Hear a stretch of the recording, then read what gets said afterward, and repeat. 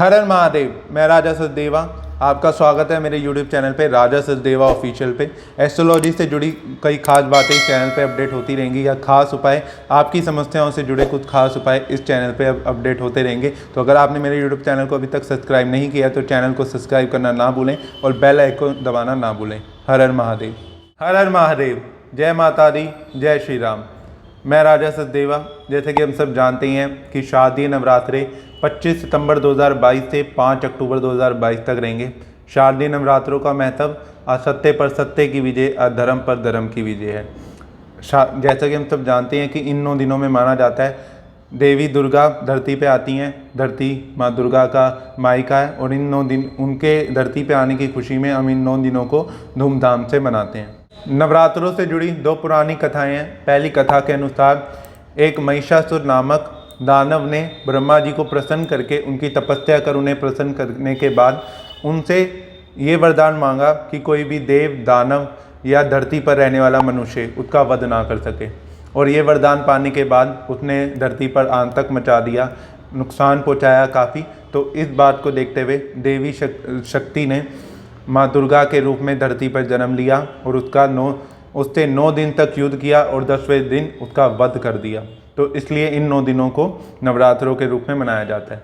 दूसरी कथा के अनुसार जब राम जी लंका पे आक्रमण करने से पहले रामेश्वर में उन्होंने माँ दुर्गा की पूजा अर्चना करी, 9 दिन तक तपस्या करी और 9वें दिन माँ दुर्गा ने उन्हें आशीर्वाद दिया, विजय का आशीर्वाद दिया और 10वें दिन रावण का वध कर राम जी ने लंका पर विजय प्राप्त करी।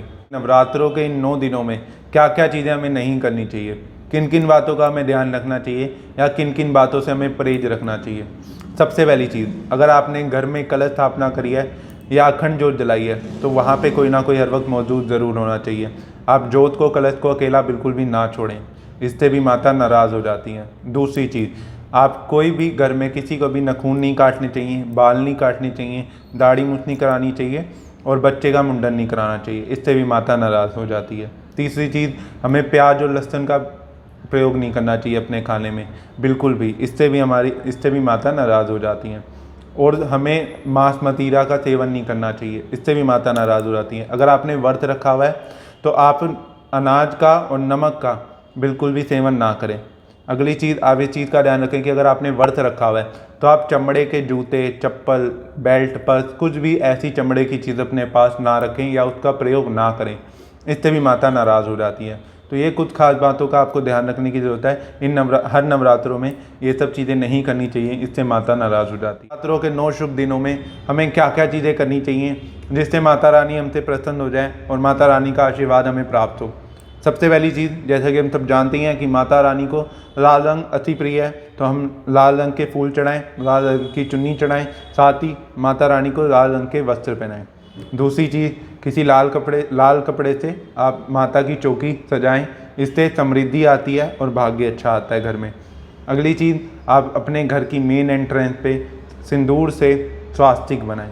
तीसरी चीज़, अगर आप माता रानी के अखंड जोत का आपने निर्णय लिया है, आप अखंड जोत घर में जला रहे हैं, तो इस चीज़ का ध्यान रखें कि वो खंडित नहीं होनी चाहिए, साथ ही उसके आसपास हर वक्त कोई ना कोई ज़रूर मौजूद होना चाहिए, उन्हें बिल्कुल भी अकेला ना छोड़ें। साथ ही आप दुर्गा सप्तशती का भी पाठ कर सकते हैं या दुर्गा चालीसा का डेली भी पाठ कर सकते हैं, नहीं तो अष्टमी नवमी के दिन ज़रूर करें। साथ ही अगर आप दुर्गा सप्तशती और दुर्गा चालीसा का पाठ डेली नहीं कर सकते तो एक मंत्र मैं आपको बता रहा हूँ, उसका जाप करें डेली। ये आप 1 मिनट का मंत्र है, इसका जाप करने से भी माँ दुर्गा प्रसन्न होती है।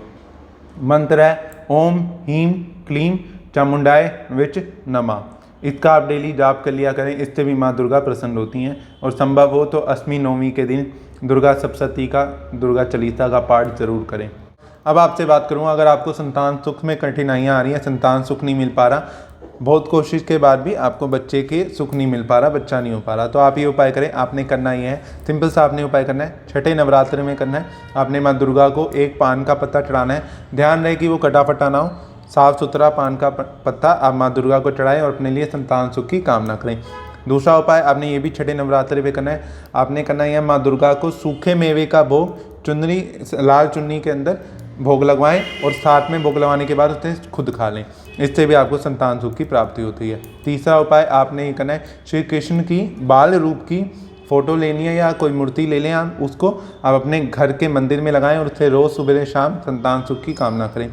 अगला उपाय, आप गोपाल यंत्र एक आता है, संतान गोपाल यंत्र आता है, उसकी घर में स्थापना करें मंदिर में। सप्तमी के दिन आपने ये करना है, आपने ये दुर्गा सप्तमी के दिन करना है, ध्यान रहे, और अपने घर में इसकी स्थापना करें और इससे आगे रोज़ दिया जलाएं और इससे अपने लिए संतान सुख की कामना करें। इससे भी आपको संतान सुख की प्राप्ति होती है। हर हर महादेव।